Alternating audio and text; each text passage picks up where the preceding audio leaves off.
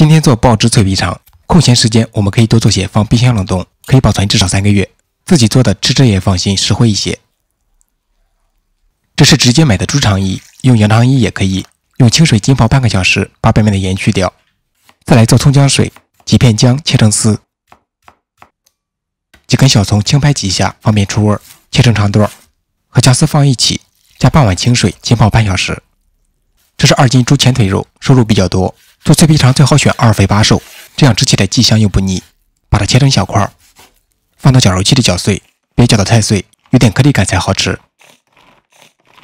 倒在大点的碗里，肉有点多，我分了多次搅。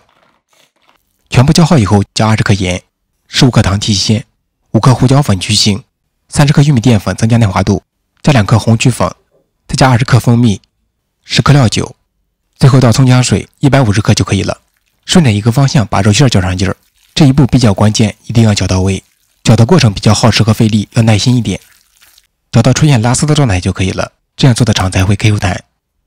肠衣泡好以后洗一遍，水分给它控干净。这是买肠衣送的灌肠工具，把肉馅装进去，后座拧紧，慢慢挤压，把前面的空气排干净，然后把肠衣套在工具上。剩下的一头打个死结，一直挤压就可以了，别灌得太满，后面蒸的时候还会膨胀，太满容易爆开。一管用完继续装肉馅，直到把所有的肉馅全部灌完。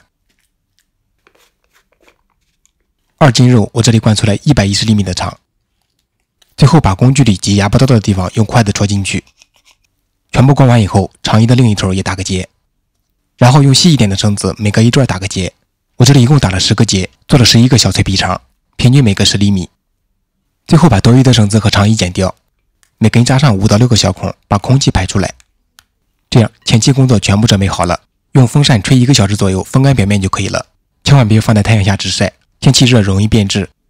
风干好以后，沿着打结的地方剪开，上锅蒸25分钟蒸熟。这样爆汁脆皮肠就做好了。